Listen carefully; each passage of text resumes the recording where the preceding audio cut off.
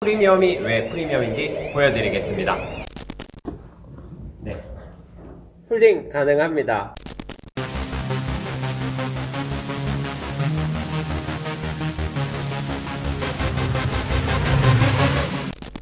안녕하세요, 정우카 오상일 팀장입니다. 여러분, 저 파마했습니다. 아무도 안 궁금해 하시는 거 다 알아요. 네. 오늘은 그 A6 차량을 소개할 건데, 이 차량은 지금 이제 찍고 계신 이제 박시우 팀장님께서 직접 개인한테 매입한 차량임을 알려드리고요. 이 차량을 소개하자면은, 이 차량 연식은 이제 18년 등록 18년형 A6 35 TDI 프리미엄 차량입니다. 프리미엄은 이제 제일 높은 등급이죠. 이륜에선 제일 높은 등급이라고 보시면 됩니다. 색깔은 이제 지금 영상으로 보면 살짝 검은색으로 보일 수도 있는데, 문라이트 색상이라고 해가지고 속히 말하는 이제 다크블루 색상입니다. 다크블루 색상이 들어가 있고, 키로수는 현재 13,000km 주행했습니다.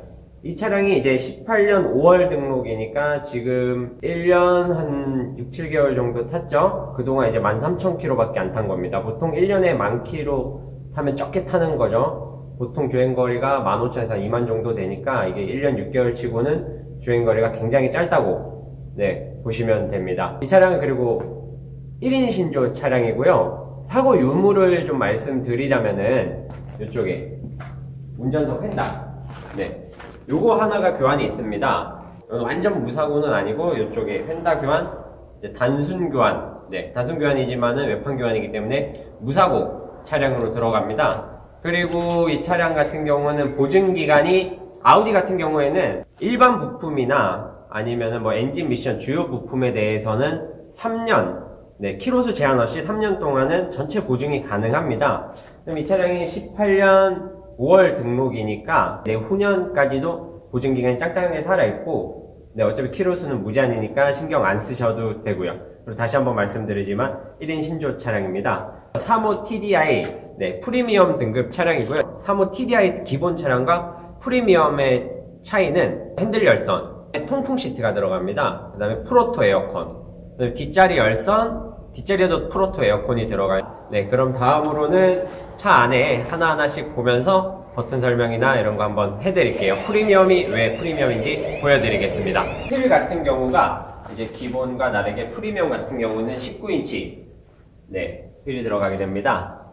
그리고 지금 운전석만 보고 있지만 휠기스 하나 없이 깨끗합니다. 이쪽에 보시면은 메모리 시트 있고요. 이쪽에 이제 전동 트렁크가 들어가게 됩니다. 우드 그레인입니다. 프리미엄에만 들어가는 우드 그레인이고요. 실내 보시면은 HUD가 카메라에는 담기진 않겠지만 HUD 아주 잘 나오고 있고요. 그리고 프리미엄에 들어가는 이쪽에 핸들 열선 여기 있습니다. 키로수 보시면은 13,710km. 내비 같은 경우는 인아웃이 됩니다. 이런 식으로 아웃, 인, 아웃. 이게 아웃이죠. 보시면 프로토 에어컨, 이게 이제 프리미엄 사양이 들어가게 되고요. 열선은 이제 보통 기본적으로 다 들어가 있잖아요. 프리미엄은 이쪽에 동승석까지 통풍 시트, 파란불 들어오죠. 3단 조절, 운전석까지 3단 조절이 가능합니다. 차 안이 어두워서 그런데 이쪽 부분 보이네요. 여기가 이제 우드 그레인으로 들어가게 됩니다. 일반 엔트리 모델 같은 경우에는 우드 그레인이 아니라 하이그로시가 들어가게 됩니다. 그 다음에 여기 전자 파킹 들어가 있고, 오토 스탑, 그 다음에 스타트 버튼, 여기 볼륨 버튼입니다. 그리고 이 다음에 여기 보시면은 후방 카메라, 굉장히 선명하게 잘 나오죠. 그리고 위에 보시면은 블랙박스 2채널, 뒤에까지 2채널이 되어 있고요. 브라운 시트가 들어가 있습니다. 다음으로 이제 뒷좌석으로 가서 설명드릴게요. 이제 뒷좌석에도 프리미엄에만 들어가는 옵션이 있습니다. 뒷자리 제가 타봤는데요, 180이 조금 안 됩니다. 그래가지고 제가 의자를 지금 앞으로 한 상태가 아니라 그냥 제가 원래 평소에 운전하던 상태로 지금 앞좌석을 해놓고 뒷좌석에 탔는데, 이 레그룸이라든지 의자 폭이라든지 전혀 좁다고 느껴지지 않습니다. 의자를 조금만 만약에 앞으로 당긴다고 하면 훨씬 더 넓은 공간감이 나올 것 같아요. 프리미엄에만 들어가 있습니다. 뒷자리 열선, 그 다음에 여기 프로토 에어컨, 그리고 전동 트렁크. 요거는 이제 엔트리 모델에도 들어가 있습니다. 여기 보시면은 공간이 굉장히 깊습니다. 지금 뒷자리 아마 폴딩이 가능한 것 같아요. 이렇게 나눠져 있는 거 보니까. 네. 폴딩 가능합니다. 요거 차박 가능하겠어요. 네. 스페어 타이어 들어가 있고요. 네. 전동 트렁크 닫힘 버튼. 네. 이제 키로수가 13,000km다 보니까 타이어 같은 경우도 당연히 거의 신품급이라고 보시면 되고요. 이 차량은 전륜 구동 차량입니다. 네, 전륜 구동의 2륜 구동 차량인데 이쪽에 보시면은 이 꽈트로라고 붙어 있어요. 아우디에서 이제 꽈트로는 4륜을 의미합니다. 하지만 이 차량은 2륜 구동 차량입니다. 전륜. 네, 앞바퀴 움직이는 전륜 구동 차량이고, 꽈트로는 그냥 전차주분께서 차에 관심이 많으셔가지고 네, 그냥 앞뒤로 꽈트로 붙여놓은 것 뿐이지, 네, 꽈트로는 아닙니다. 네, 하지만 수입차가 좀 단점이 그거 있어요. 후륜 구동 같은 경우에는 겨울철에 되게 잘 미끄러집니다. 눈만 와도 살짝의 오르막길에 신호대기가 걸린다. 올라가기가 좀 힘들어요. 근데 이거 같은 경우는 전륜 구동, 국산 차들처럼 전륜 구동이기 때문에 그나마 후륜에 비하면은 눈길이나 이런데 더 안전하다는 점, 네, 참고하시길 바라겠습니다. 네, 본네트 그리고 한번 열어볼 건데요.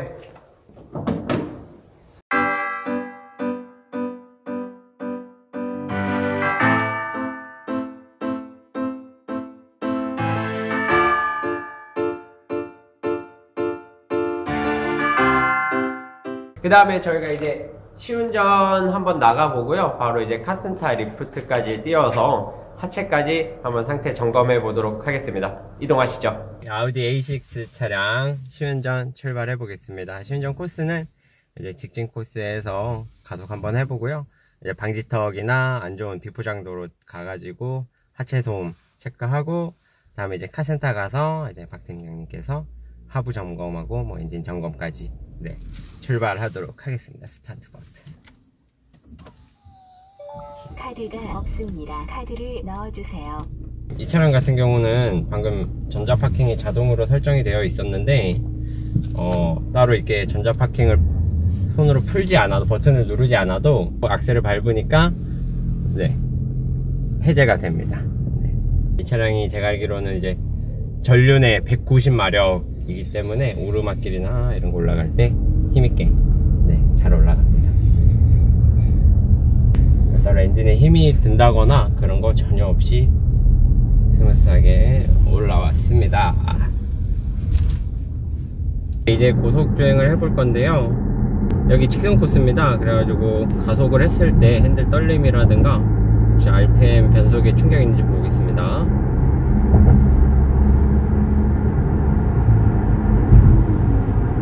네, 지금 제가 순간 가속을 했음에도 RPM이 막 치고 올라갔다가 뭐 떨어지거나 그렇지 않고요. 보통 이제 2000rpm 넘기지 않고 변속이 되고 있습니다.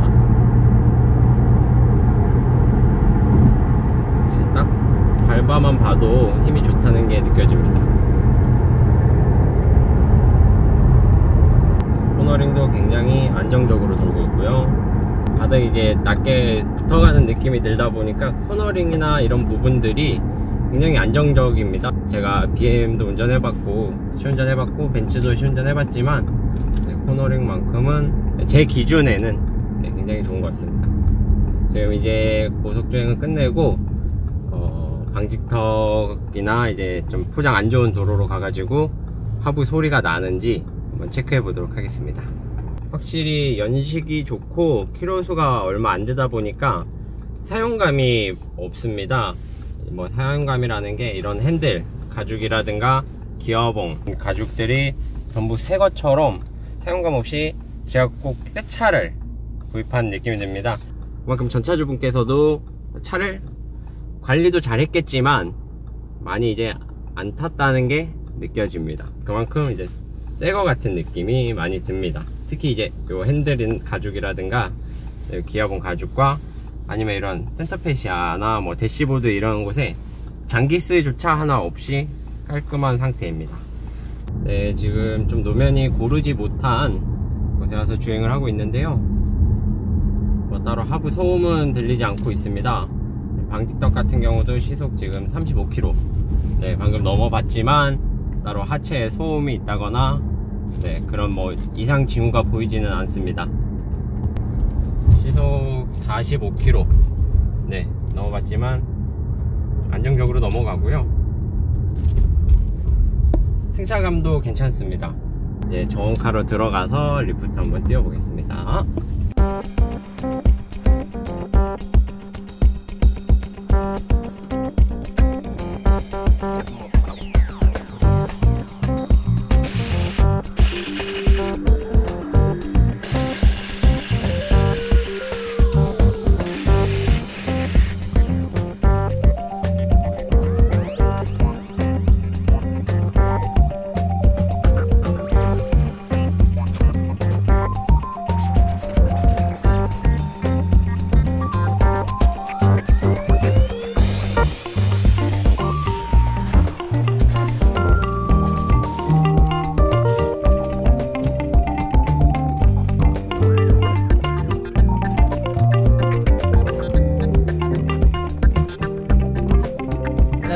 지금 A6 언더커버 뜨느라 고생했는데 다 뜯었고 오일로 있는지 뭐 하체 충격 있어서 뭐 수리한 거 있는지 한번 설명 한번 드릴게요.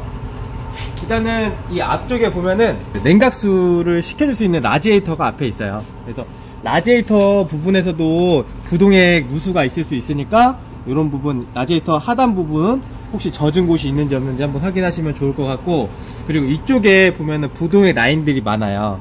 그래서 이 부동액 라인들이나 미션 오일도 이제 라지에이터 통해서 이제 식기 때문에 미션 오일 새는 게 있는지, 부동액이 누수되는 곳은 없는지, 그래서 확인하시면 될 것 같습니다.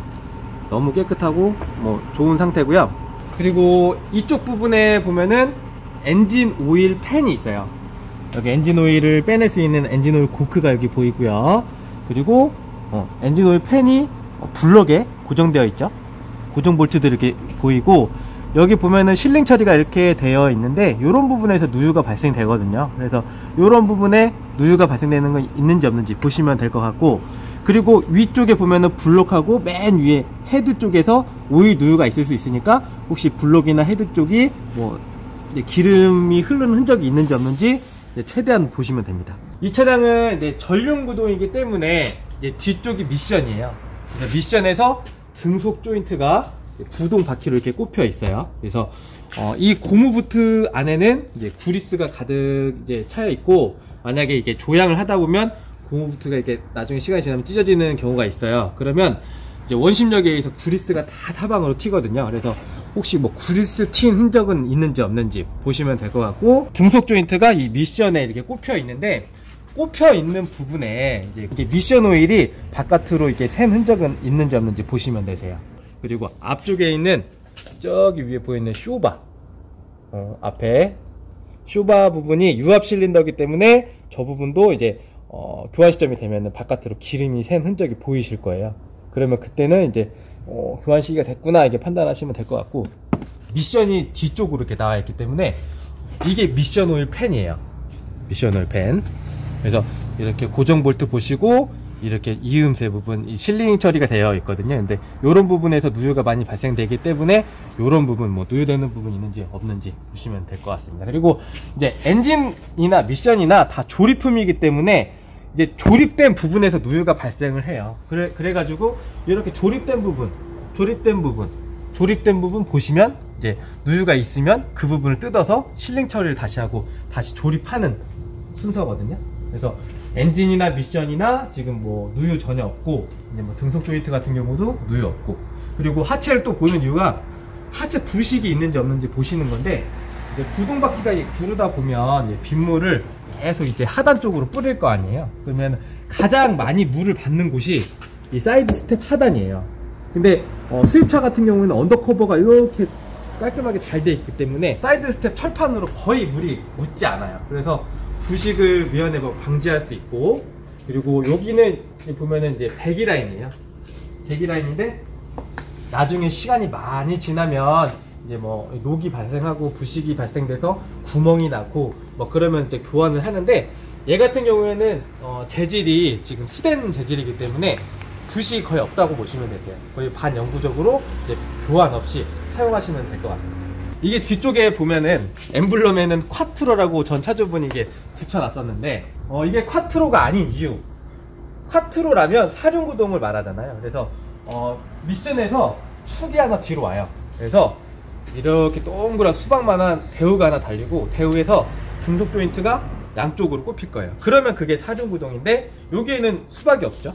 수박이 없고 등속 조인트도 안 꽂혀 있고, 이제 콰트로라고 엠블럼은 붙여 놓으셨지만 아쉽게도 이게 전륜구동으로 보시면 됩니다. 그래서 뒤쪽에서는 이제 우리가 소음을 많이 발생되는 부분이 이게 활대예요.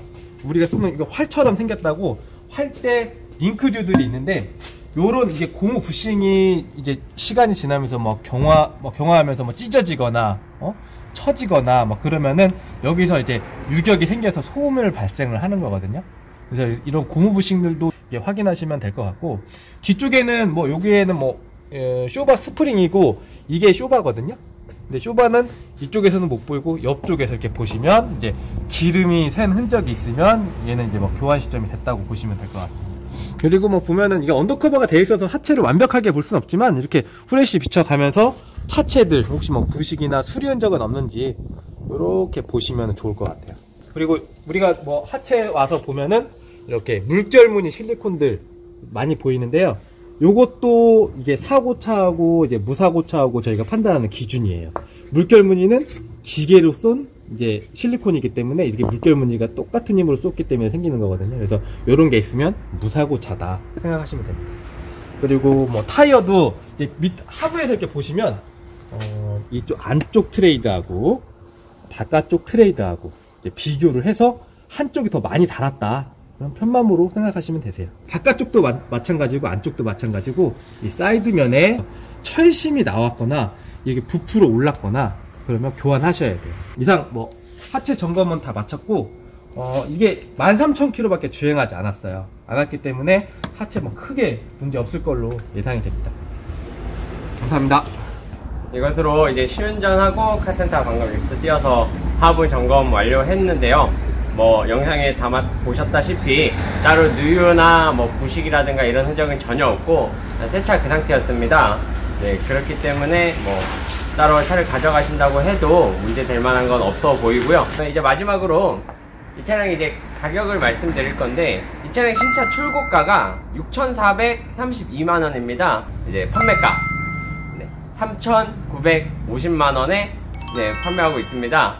그리고 카톡이나 전화 문의 주시면은 저희가 친절히 응대하도록 하겠습니다. 저희 그리고 구독하고 좋아요, 알람 설정, 네이버 카페를 직접 운영하고 있습니다. 이쪽에도 많은 관심 부탁드리겠습니다. 감사합니다. 정욱하였습니다.